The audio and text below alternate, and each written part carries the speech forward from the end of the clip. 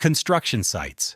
Where the coffee is strong, the boots are heavy. And the one thing you really, really hope isn't built on a wing and a prayer is the thing you're standing on. Welcome back to The Final Cry. Today we're looking at 5 construction disasters where a single miscalculation, a skipped safety step, or a decision made by someone who apparently thought structural integrity was a fancy brand of yogurt turned progress into a tomb. If you're ready to see how quickly a workday can turn into a catastrophe, make sure you hit that subscribe button and ring the notification bell for more true stories from the edge.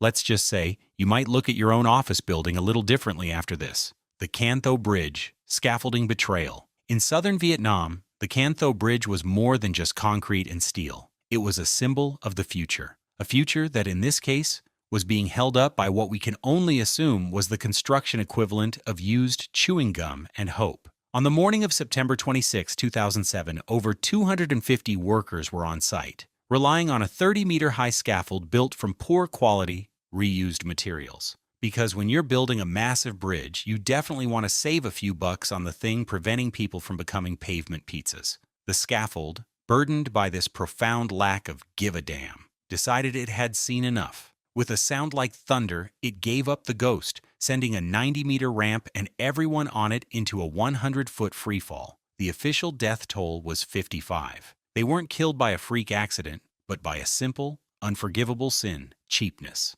A decision to cut corners turned a symbol of progress into a mass grave. The takeaway? If your foreman shows up with a scaffold that has previously enjoyed by Bob written on it, maybe ask a few questions. But what if the fatal flaw wasn't in the temporary supports, but in the permanent design itself? A mistake so blatant, it was basically the building giving you the middle finger from the blueprint stage. The Sampoong department store pancake. In Seoul, South Korea, the Sampoong department store was a masterclass in what could possibly go wrong. Originally an office building, it was hastily converted into a department store. And by converted, I mean they took out critical support columns to make room for fancy escalators. It's like performing your own appendectomy to make room for dessert. What could go wrong? On the day of the collapse, the building was sending more signals than a teenager in love. Cracks wide enough to lose a small child were appearing. Management's response? Not evacuate, but let's just close the top floor and hope the laws of physics take the day off. At 5:52 p.m., the air conditioners on the roof, presumably tired of this nonsense, decided to make a break for it. The roof collapsed, triggering a progressive pancake collapse. In less than 20 seconds, the entire store compressed itself into a single story. 502 people were killed. This wasn't an accident, it was a slaughter of negligence. Sponsored by the idea that revenue streams are more important than, not having your building turn into a stack of lethal crepes. This collapse was born from arrogance. But sometimes the most dangerous collapses happen in mere seconds, using the most modern of techniques. Techniques that sound cool, but are secretly terrifying. The L'Ambiance Plaza, lift slab collapse. In Bridgeport, Connecticut, the L'Ambiance Plaza was being built using the lift slab method. This is where they pour all the concrete floors on the ground and then jack them up poles into the sky. It's basically playing the world's most high-stakes game of Jenga, where every block weighs several thousand tons, and failure means you get a free burial. On April 23, 1987, the building was nearly complete. A delicate ballet of suspended concrete slabs. Then, a single, loud metallic bang rang out. A jackrod had slipped. This triggered a chain reaction of failing steel, and the entire 16-story structure performed a synchronized dive into a pile of rubble in just 5 seconds. 28 workers were entombed. There was no warning. The lesson here? Any construction method that can be accurately described as "let's stack the pancakes after we've cooked them" deserves a healthy dose of side-eye. The speed of the L'Ambiance collapse was breathtaking. But what about a collapse that wasn't a sudden impact, but a slow, unwrapping nightmare, where the very ground men stood on simply peeled away? The Willow Island unwrapping. At the Willow Island power station, workers were building a massive cooling tower. Think of a giant concrete funnel. On April 27, 1978, 51 men were working on a scaffold 160 feet in the air. The problem? The concrete they were standing on from the previous day's pour was still green or fragile. They were essentially working on a giant vertical cookie that wasn't done baking. As a crane lifted another load of wet concrete, The workers felt a shudder. Then, the impossible happened.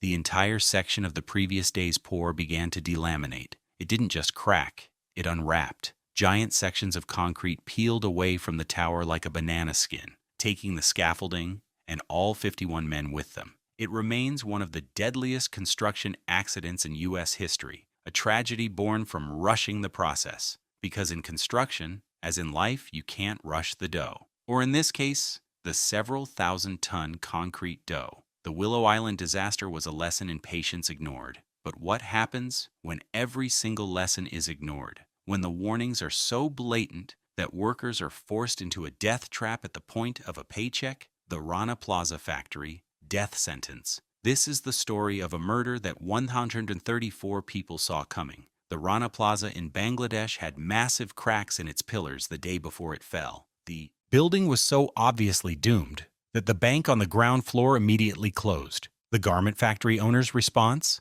They threatened to withhold a month's pay from anyone who refused to come to work. That's not management. That's a super villain origin story. So the next morning, thousands of terrified workers were forced inside. To add a final poetic touch of insanity, management fired up massive, vibrating diesel generators on the already compromised roof. It was the structural equivalent of doing jumping jacks on a house of cards.